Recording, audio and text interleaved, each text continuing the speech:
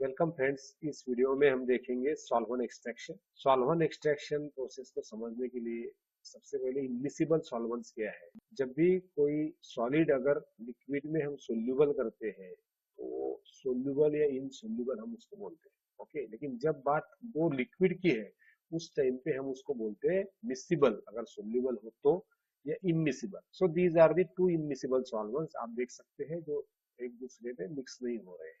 तो ये immiscible solvent जो है इसके एग्जांपल्स आप देख सकते हैं। पेट्रोल एक एग्जांपल है इसका, जो पानी में मिक्स नहीं होता, या ऑयल है, या फिर ये ऑर्गेनिक सॉल्वेंट्स है, cyclohexane, diethyl ether, okay, ethyl acetate, या फिर जो ज्यादा डेंसर सॉल्वेंट है देख सकते हैं कार्बन टेट्राक्लोराइड, क्लोरोफॉर्म या डाइक्लोरोमीथेन। इमिसिबल सॉल्वेंट में अगर कोई सोल्यूट अगर प्रेजेंट है तो हम इसको अगर शेक करेंगे तो क्या होगा कि वो सोल्यूट जो है वो दोनों सॉल्वेंट में डिस्ट्रीब्यूट हो जाएगा। ओके, इसको शेक करने के बाद में क्या होगा, वो ऑर्गेनिक लेयर में भी आ जाएगा एक्वियस लेयर में से। ओके, और दोनों में उसका डिस्ट्रीब्यूशन होगा, उसका एक स्पेसिफिक रेशियो रहता है at particular temperature and with solvent volume whatever. आप देख सकते हैं यहाँ पे ये एक्वियस फेज है, ये ऑर्गेनिक फेज है। अगर हम इसको शेक करेंगे ओके तो क्या होगा कि sum of the solute from aqueous phase जो है वो ऑर्गेनिक फेज में चला जाएगा।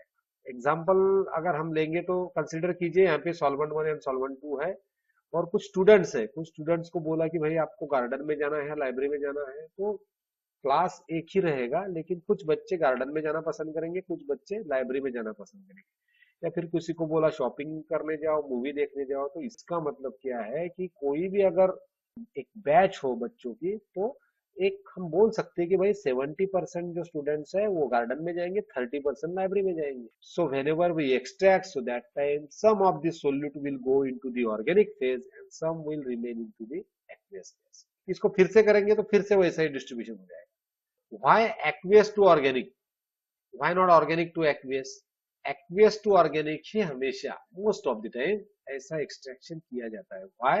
बिकॉज एक्वियस लेयर से प्रोडक्ट को अगर हम आइसोलेट करेंगे, उसको हीट करेंगे, तो क्या होगा, it is very difficult to get that product. Isolation of product is very difficult. क्यों? क्योंकि अगर प्रोडक्ट अगर वोलेटाइल रहेगा तो वो निकल जाएगा, राइट, या फिर वो थर्मली अनस्टेबल होगा, तो ऐसे टाइम पे कंपाउंड का लॉस जो है वो हो सकता है। सो अगर ऑर्गेनिक सॉल्वेंट्स अगर हो तो ऑर्गेनिक सॉल्वेंट्स का बॉइलिंग पॉइंट जो रहता है वो कम रहता है, और अंडर वैक्यूम वो और भी कम हो जाता है, and we can easily isolate our product, and that is why extraction कभी भी एक्वियस से ऑर्गेनिक में करते हैं, वो ऑर्गेनिक कंपाउंड हो या इनऑर्गेनिक कंपाउंड हो। What are the important characteristic features of the solvent extraction process? तो ये बहुत ही इजी है। सेपरेशन ऑफ ऑर्गेनिक या इनऑर्गेनिक सब्सटेंसेस का कर सकते हैं। देन आपने देखा सिंपल सेपरेटिंग फनल इसको लगता है, कोई सोफिस्टिकेटेड इक्विपमेंट नहीं लगता है। देन ये स्पीडी है, सिलेक्टिव है, इसको micro as well as macro level पे भी कर सकते हैं, छोटा सा कंपाउंड हो या ज्यादा हो कोई दिक्कत नहीं है। Okay, so these are what the characteristic features. Now what is distribution coefficient? Distribution coefficient क्या है? जैसे यहाँ पे एग्जांपल दिया गया है बेंजोइक एसिड का, HBZ। ओके, is a benzoic acid in ether layer, इसको हम ऑर्गेनिक लेयर भी बोल सकते हैं, and aqueous layer. So HBZ in ether layer divided by HBZ in aqueous layer is nothing but the KD, जिसको हम बोलते हैं डिस्ट्रीब्यूशन कोएफिशिएंट। और डिस्ट्रीब्यूशन रेशियो क्या है? अगर कोई सब्सटेंस, या यहाँ पे बेंजोइक एसिड का एग्जांपल हम देख सकते हैं, आयोनाइज होने के बावजूद भी अगर हम उसका कॉन्सेंट्रेशन को काउंट करते हैं, इसलिए बोला है concentration of all species in organic phase divided by aqueous phase is nothing but the distribution ratio. Relation between distribution coefficient and distribution ratio जो है उसका डेरिवेशन आपने पढ़ा होगा, which is equal to D is equal to KD divided by 1 plus Ka upon H plus in aqueous phase। इसमें दो condition दी है, आप देख सकते हैं, काफी इंटरेस्टिंग है। When H plus ion concentration अगर Ka से बहुत ज्यादा है तो उस टाइम पे D nearly equal to KD बन जाएगा। कैसे? अभी मैथमेटिकली पहले समझते हैं। H प्लस आयन कॉन्सेंट्रेशन अगर ज्यादा है तो Ka को अगर हम X मानते हैं, सो X डिवाइडेड बाय 10 या 100 या 1000 अगर है, तो Ka divided by H plus क्या बनेगा? 0.1x या 0.01x या 0.001x। इसका मतलब ये जो कीमत है वो बहुत कम बन जाएगी एज कंपेयर टू 1, और 1 में अगर हम छोटी सी कीमत को ऐड करेंगे तो क्या बन जाएगा? तो वो सिंपल 1 ही रहेगा, and therefore D is nearly equal to KD। अभी इसको लॉजिकल समझते हैं। तो प्लस आयन का कॉन्सेंट्रेशन अगर बहुत ज्यादा होगा तो क्या होगा कि ये इक्विलिब्रियम जो है ये लेफ्ट हैंड साइड को शिफ्ट हो जाएगा। क्यों? तो ली चैटलियर्स प्रिंसिपल आपने अगर पढ़ा होगा, यहाँ पे हम जितना H प्लस आयन ऐड करेंगे उतना इक्विलिब्रियम इधर शिफ्ट होगा, और यहाँ से अगर H प्लस आयन को हम निकाल लेंगे या कंज्यूम हो जाएगा किसी और जगह पे, तो क्या होगा कि इक्विलिब्रियम इस साइड में शिफ्ट होगा। एंड इसलिए H प्लस आयन कॉन्सेंट्रेशन हम बढ़ाएंगे तो क्या होगा, HBz की तरफ इक्विलिब्रियम जाएगा, और HBz अगर आयोनाइज नहीं होगा तो मैक्सिमम एक्सट्रैक्शन उसका पॉसिबल है, and therefore D is nearly equal to Kd. Next condition, when H plus ion concentration is less than K, that time D will be very small. Why? Because देख सकते हैं यहाँ पे फिर से x divided by 0.1 करे, 0.01 करे या 0.01 कीजिए, ऐसे टाइम पे क्या होगा, 10, 100 या 1000 बन जाएगी। ओके, इसका मतलब क्या है कि इसकी कीमत जो है वो बहुत ज्यादा बन जाएगी। इसको 1 प्लस करे या ना करे कोई दिक्कत नहीं, तो इस 1 को हम निकाल सकते हैं। So D is equal to Kd into concentration of H plus in aqueous phase divided by K।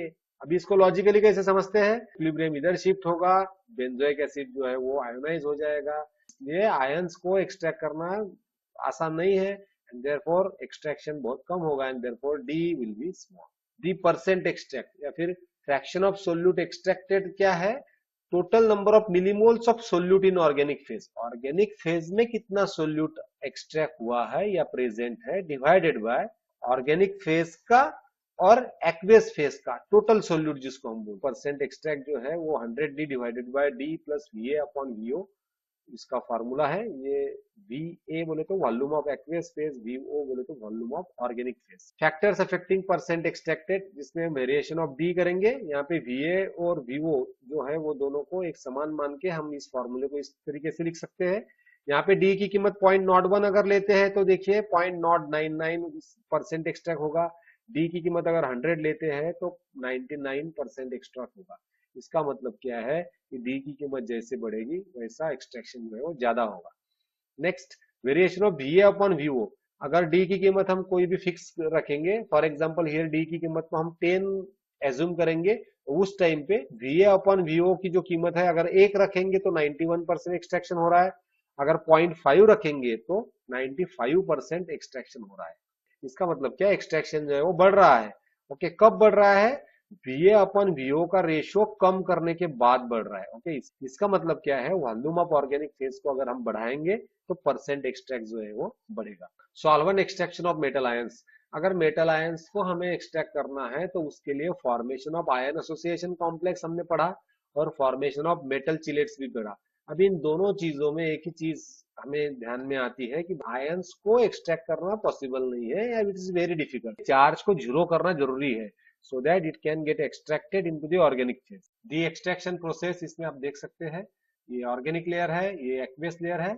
so, सबसे पहले चिलेटिंग एजेंट जो है उसका डिस्ट्रीब्यूशन होगा एक्वेस और ऑर्गेनिक फेज में, उसके बाद उसका डिसोसिएशन होगा, फिर वो मेटल आयन के साथ कॉम्प्लेक्स फॉर्म करेगा और उसके बाद में उसका एक्सट्रैक्शन होगा। इसको समझने के लिए 4 स्टेप्स हम फिर से एक बार देखेंगे। Distribution of chelating agent in organic and aqueous phase, chelating agent जो है वो कुछ पार्ट ऑर्गेनिक फेज में जाएगा, कुछ पार्ट एक्वेस फेज में रहेगा।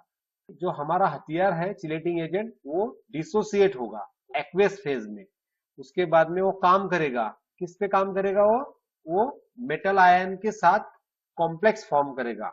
ओके, जिसका चिलेटिंग एजेंट का जो मेन काम है वो मेटल आयन के साथ वो कॉम्प्लेक्स फॉर्म करेगा, उसके बाद में मेटल आयन कॉम्प्लेक्स जो है वो एक्सट्रैक्ट होगा from aqueous phase to the organic phase. Okay, फिर से आप इसको देख सकते हैं, ये है हमारा हथियार।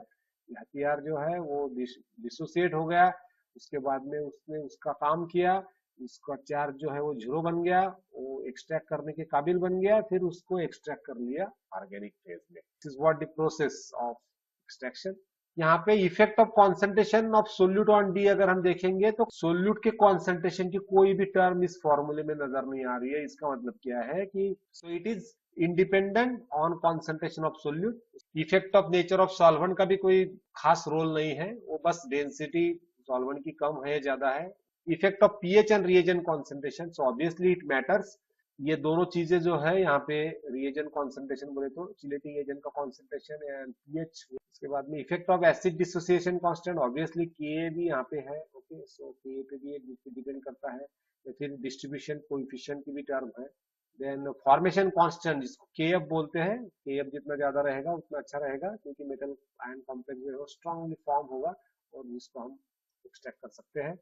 सेपरेशन इफिशियंसी क्या है आपने पढ़ा होगा, okay, that is ultimately D1 divided by D2। अगर कोई भी दो मेटल आयंस है तो उसके लिए KDM(RN1 and 2) करके आप लिख सकते हैं। तो दोनों का अगर हम कंपेयर करेंगे डी की कीमत, तो that is nothing but the beta separation efficiency. Next point, factors affecting specificity of extraction. सबसे पहला पॉइंट है स्टेरिक हिंड्रेंस। ऑक्साइन एक लिगैंड है या चिलेटिंग एजेंट हम जिसको बोलते हैं, तो वो एल्यूमिनियम के साथ कॉम्प्लेक्स फॉर्म करता है इस तरीके से। लेकिन अगर इसको मिथिल ग्रुप लगाया जाए यहाँ पे, उस टाइम पे आप देख सकते हैं यहाँ पे this complex will be sterically hindered और वो फॉर्म नहीं होगा एल्यूमिनियम के साथ, लेकिन दूसरे मेटल आयन के साथ वो फॉर्म कर सकता है। इसका मतलब क्या, अगर हम इस लिगैंड को यूज करेंगे या इस चिलेटिंग एजेंट को यूज करेंगे तो हम एल्यूमिनियम छोड़ के बाकी मेटल आयंस को उससे सेपरेट कर सकते हैं। सो this is what the advantage. Next point, complexing agent या मास्किंग एजेंट जिसको बोलते हैं। अगर किसी मेटल आयन को हमें मास्क करना हो तो हम ऐसे कुछ लिगैंड को इनकॉर्पोरेट करेंगे, जैसे साइनाइड हो गया, इरिडियम हो गया, जो किसी पर्टिकुलर मेटल आयन के साथ कॉम्प्लेक्स फॉर्म कर लेगा। जैसे वेनेडियम और कॉपर अगर है तो उसमें हम ईडीटीए डालते हैं तो क्या होगा, कॉपर ईडीटीए का कॉम्प्लेक्स बन जाएगा और वेनेडियम जो है वो फ्री रहेगा, जिसको हम किसी और चिलेटिंग एजेंट से एक्सट्रैक्ट कर सकते हैं। तीसरा है पीएच या बैक एक्सट्रैक्शन जिसको बोलते हैं। एट पर्टिकुलर पीएच आप देख सकते हैं कि अलग अलग मेटल आयन जो है वो एक्सट्रैक्ट हो सकते हैं, कुछ नहीं हो सकते। इसको समझने के लिए सबसे सिंपल एग्जांपल लेंगे। At pH 1 we can separate mercury except Ag and Cu। देखिए ये Cu आ रहा है, थोड़ा Ag भी इसमें है, ओके, तो ऐसे हम इसको सेपरेट कर सकते हैं। या फिर एट pH 10 को आप देख सकते हैं कि हम कैडमियम को सेपरेट कर सकते हैं, ओके, ऑल मेटल आयंस को छोड़ के। और एक सिंपल एग्जांपल है जिसमें मर्क्यूरी, बिस्मथ, टीन, लेड और कैडमियम है। सो अगर हम pH 6 पे एक्सट्रैक्शन करेंगे तो आप देख सकते हैं pH 6 पे अगर एक्सट्रैक्ट करेंगे तो मर्क्यूरी है, बिस्मथ है और टीन है। सो इन तीनों को हम एक्सट्रैक्ट कर सकते हैं, ये लेड और कैडमियम को छोड़ के। देखिए लेड और कैडमियम के लिए पीएच थोड़ा ज्यादा लगेगा, ओके, इसलिए उसका एक्सट्रैक्शन नहीं होगा।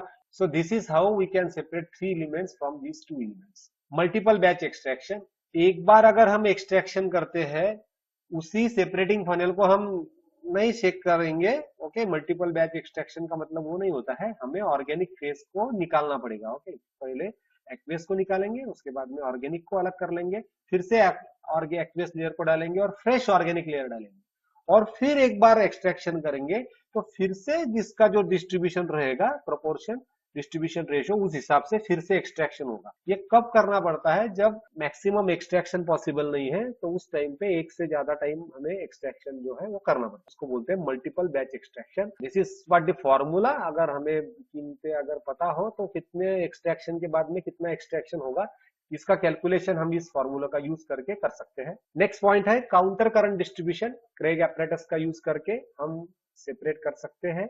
इसके लिए एक स्पेशल वीडियो आप प्लेलिस्ट में देख सकते हैं। इसमें डिस्ट्रीब्यूशन ऑफ 2 सोल्यूट को हम यहाँ पे ग्राफ के जरिए देख सकते हैं। आप देखिए 2 सोल्यूट है ए एंड बी। सो अगर बार बार उसको एक्सट्रैक्ट करेंगे number of times, so that time A और बी जो है वो सेपरेट हो सकते हैं। Thanks for watching this video and also special thanks to Prashant Publication Jalgaon. Please like the video and subscribe the channel so that you can get the similar kind of videos. अगर आपके कोई questions है या queries है या कोई suggestions है तो आप comment box में comment कर सकते हो। Thank you very much.